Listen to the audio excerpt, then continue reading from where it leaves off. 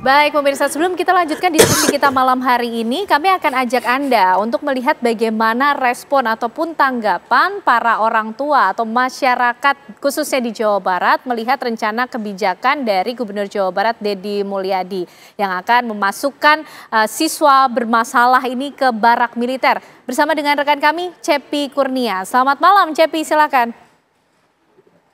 Ya baik, Ken Ane dan teman-teman sedang berada di wilayah Kecamatan Rancasari, Kota Bandung, di mana memang kemarin Deddy Mulyadi menyampaikan bahwa pemerintah Provinsi Jawa Barat akan memberlakukan anak nakal, yaitu dari anak sekolah, gangster, nantinya akan dimasukkan ke barak militer yang akan dididik secara militeran maupun di polisi sendiri. Nantinya memang program itu akan dilakukan menurut Deddy pada tanggal 2 Mei. Nah, untuk mengetahui apakah warga Bandung sendiri Jawa Barat setuju atau tidak dengan program yang dilontarkan Deddy Mulyadi itu, salah satunya dengan Bapak Yopi ini, gimana nih Pak dengan program wajib militer terhadap anak nakal yang nantinya akan ditaruh di barak selama 6 bulan atau selama 1 tahun maksimal ya. Jadi Bapak sendiri seperti apa? Kalau menurut saya sih sangat setuju sekali Pak.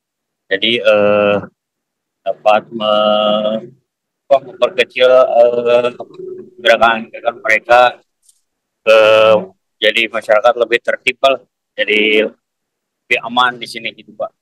Artinya Bapak sendiri setuju dengan program? Setuju Pak. Nah, selain itu, selain tadi yang disampaikan Bapak, alasannya apa Pak?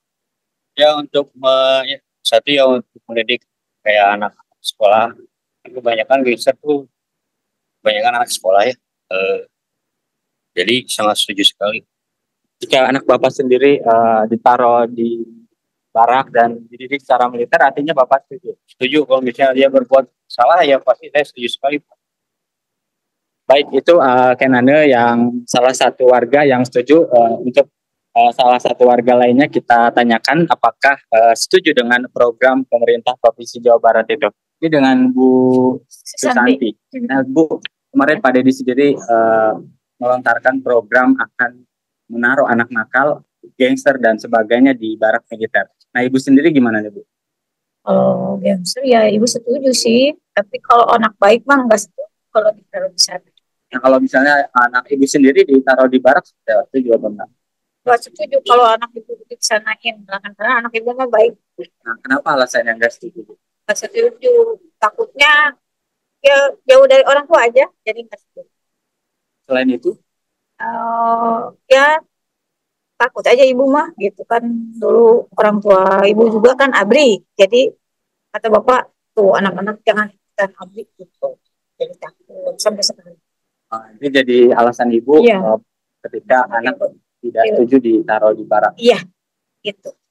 Kenane, itulah dua warga di Kota Bandung yang satu menyatakan setuju dan satu memang agak keberatan dengan program pendidikan militer yang akan dicanangkan oleh pemerintah Provinsi Jawa Barat terhadap anak nakal maupun gangster dan sebagainya. Memang diketahui Jawa Barat, khususnya di Bandung sendiri, terdapat beberapa kejadian geng motor yang meresahkan warga sendiri. Begitu Kenane laporan dari Bandung, Jawa Barat. Baik, terima kasih Cepi Kurnia sudah menggambarkan bagaimana kira-kira respon atau tanggapan masyarakat khususnya di Jawa Barat mengenai rencana kebijakan dari Gubernur Jawa Barat Deddy Mulyadi. Pak Jajan, ada yang setuju, ada yang keberatan. Sedangkan tadi kalau menurut Pak Iskandar ini wajib tapi ujung-ujungnya dengan persetujuan orang tua. Nah, sebetulnya pola pembinaannya ini atau aturan yang kemudian harus diberikan seperti apa? Sifatnya betul-betul wajib, tidak ada negosiasi lagi untuk mereka siswa yang nakal atau seperti apa? Kalau kriteria siswa pendidikan militer ini sudah dianggap memenuhi kriteria, katakanlah si anak ini memenuhi kriteria untuk siswa di pendidikan militer, maka menurut saya sebagai gubernur bisa saja seorang gubernur kepala daerah ini bukan lagi opsional, tetapi ini merupakan sebuah kewajiban di mana orang tua mau tidak mau konsekuensi logisnya, karena kesimpulan orang tua tidak sanggup itu berbasis data-data tersebut. Artinya di rumah tidak tertangani, di sekolah tidak tertangani, di masyarakat juga tidak bisa beradaptasi, maka ini adalah top down, kebijakan yang dari atas ke bawah, tidak ada negosiasi. Namun yang perlu dipikirkan teknisnya adalah bagaimana memindahkan satu aspek pendidikan karakter, pendidikan disiplin, tetapi sementara banyak mata pelajaran lain. Bagaimana memindahkan mata pelajaran dari sekolah ke barat. Memindahkan guru, sains, sosial, agama dari sekolah ke barat. Dan mendesain kurikulum itu tidak mudah. Tidak mudah. Kemudian bagaimana dengan dinas pendidikan? Berdiskusi, berdialog dengan TNI atau Polri. Bagaimana dengan pembiayaannya? Apakah ini akan ditanggung murni oleh daerah atau ada keterlibatan dari Menteri Pendidikan dasar dan menengah dan seterusnya. Karena sebagai masyarakat kita belum mendengar, kita belum mendapat informasi kalau Mei ini dilaksanakan sepertinya ini terlalu tergesa-gesa ya. Oke, desain kurikulumnya gambarannya akan seperti apa Pak Jejen ketika nanti pendidikan karakter berbasis militer ini akan dilangsungkan dalam durasi sekitar 6 bulan begitu? Desainnya akan seperti apa? Memungkinkankah tadi yang disampaikan oleh Pak Jejen untuk kemudian dibawa ke barak militer sehingga pelajaran sains dan pengetahuan yang lainnya juga tetap bisa berjalan selain pendidikan karakter? Katakanlah kita yakin bahwa 6 bulan waktu yang cukup untuk pembentukan karakter ala militer. Tapi jangan lupa, mungkin berhasil pada saat di barak. Ketika mereka kembali ke rumah, ke masyarakat, ke sekolah, mereka akan hidup bersama lingkungan, bersama komunitas anak-anak lagi. Nah, jadi ini sebuah proses yang tidak berhenti di barak, saya kira. Sebuah proses yang harus melibatkan juga orang tua tentu saja, sekolah, guru, dan tentu saja tokoh-tokoh masyarakat, sehingga keberhasilan di barak harus diikuti juga dengan keberhasilan pasca pendidikan di barak. Baik. Coba kita cari informasinya lewat Pak Iskandar ya. Kira-kira ini pola pembinaannya sudah betul-betul dipersiapkan secara matangkah? Termasuk sistem pengawasan pelaksanaannya seperti apa Pak Iskandar? Ya, kalau saya lihat yang jadi gini, kita pertama kalimat ada kesan tadi saya lihat dari seorang ibu yang tadi seorang perempuan Jawa Barat. Dia mengatakan seolah-olah ini seperti wajib militer. Kalau saya lihat ini mungkin ini perlu kita koreksi dikit kalimatnya atau Kang Mulyadi, Pak Gubernur. Mungkin ini bukan wajib militer. Ini hanya pendidikan karakter nih ya.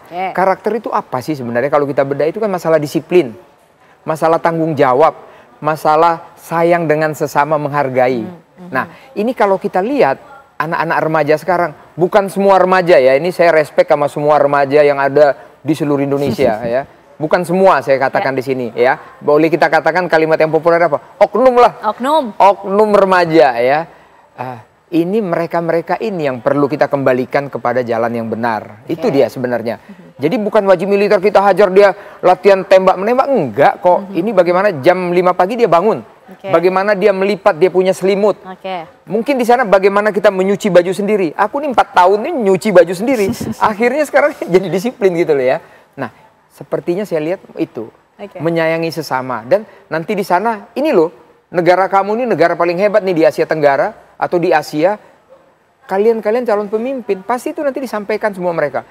Akan terbentuk. Ini jujur aja, aku juga zaman-zaman remaja aku nggak bener-bener amat juga aku kan. Suka tawuran, berantem aku suka juga kan. Tapi setelah aku masuk 4 tahun di Tidar sana, ya berubah, aku jadi baik. Aku sayang dengan teman-teman, aku mencintai teman-teman, membantu teman-teman kalau aku bisa bantu, mengajak mereka, hey, bagaimana cari solusi, hey, bagaimana. Itu di benak aku ini selama aku di yang mengawasi siapa nanti Pak Iskandar sehingga pendidikan karakter dengan cara militer ini, karena tidak wajib militer ya, dengan cara militer ini akan menghasilkan produk atau kita sampaikan memiliki kualitas manusia yang jauh lebih baik daripada sebelum ia masuk ke barak militer. Kalau saya yakin, saya percaya pasti ada perubahan dari mereka. Saya yakin ada perubahan. Walaupun Pak Zen tadi mungkin agak bagaimana tanda tanya ini bisa kembali lagi. Tapi saya yakin mereka akan lebih baik. Kenapa saya katakan begitu?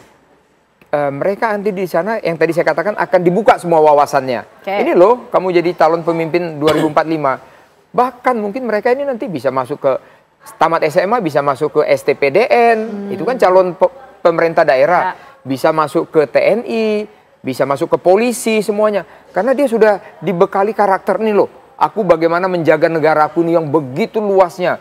Begitu penduduk kita ini hampir berapa ratus juta nih, hampir 300 juta kalau nggak salah ya. Hampir nomor 5 terbesar di dunia nih sekarang. Ini kan harus kita kawal. Yang kawal bukan saya lagi, bukan Pak Zen lagi, bukan Mbak Ken lagi. Siapa saja kemudian? Yang kawal itu mereka-mereka nanti. Kita anak remaja ini kan yang kawal mereka, negara kita ini nanti. Kita kan cuma memberi advice ke mereka, begini deh, begini kamu. Tapi yang mengawal mengenai pola pendidikan ataupun pembinaan di barak militer siapa Pak Iskandar? Saya yakin, saya percaya karena dia di barak militer tentunya dari kalau dia di angkatan darat.